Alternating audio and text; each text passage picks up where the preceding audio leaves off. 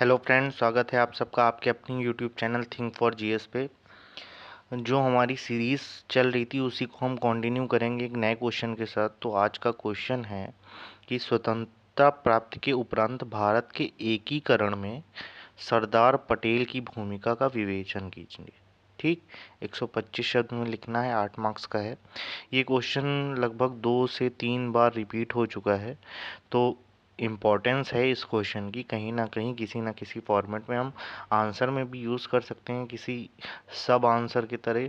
और क्वेश्चन तो आया ही है, खैर। तो इस क्वेश्चन को समझते हैं, इसका एनालिसिस करते हैं।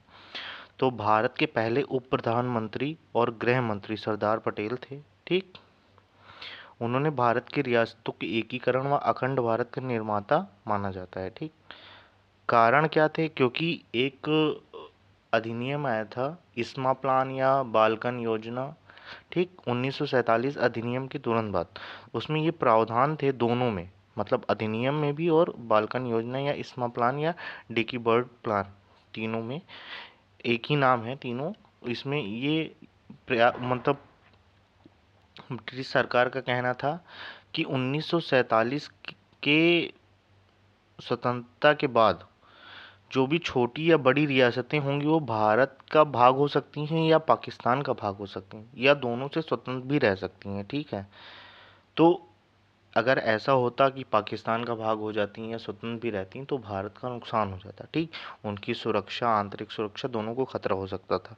ठीक, इसके प्रयास के लिए सरदार पटेल ने तत्कालीन राज्य मंत्रालय के सचिव वीपी मेनन के साथ मिलकर एक प्रिवी पर्स तैयार करवाया।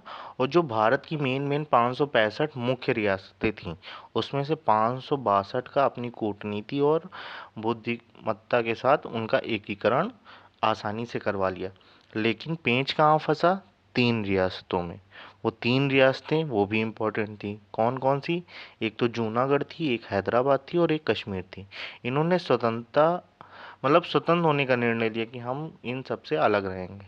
लेकिन अगर ऐसा हो जाता तो भारत के अंदर और भारत की सीमा क्षेत्र में एक अलगाव की स्थिति उत्पन्न हो सकती थी, तो ये एक चिंता का विषय हो सकती थी। ठीक, तो इस वजह से सरदार पटेल ने और इसको थोड़ा टैक्टिक वे में लिया और जूनागढ़ में जो नवाब थे उनके अत्याचार और दमनकारी नीतियों के कारण वहाँ पे जनमत संग्रह करवाया। ठीक, और जनमत संग्रह में ये वोटिंग हुई कि हमें भारत के पक्ष में रहना है। ठीक, तो वो जूनागढ़ जनमत संग्रह के माध्यम से भारत में शामिल हो गया।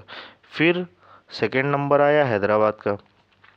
तो निज़ाम और जनता के मध्य विवाद शुरू हो गया, तो इसी का फ़ायदा उठाते हुए पुलिस कार्यवाही और ऑपरेशन पोलो चलाकर हैदराबाद का भी विलय कर लिया गया।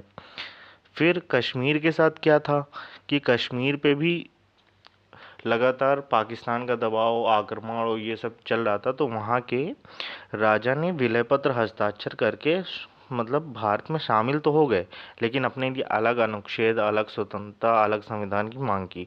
तो इन शर्तों के साथ भारत में वो शामिल हो गए। ठीक, फिर क्वेश्चन को वाइंड अप करेंगे क्योंकि बहुत लंबा नहीं खींच सकते हैं, 125 शब्द में ही लिखना था। तो अतः हम कह सकते हैं कि सरदार पटेल के अथक प्रयासों के कारण ही आज भारत इतना सशक्त और शक्तिशाली है।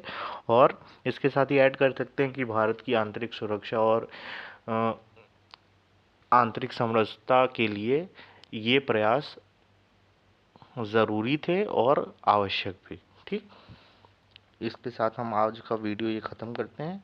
फिर नेक्स्ट वीडियो में नेक्स्ट क्वेश्चन के ऊपर चर्चा करेंगे। ठीक है।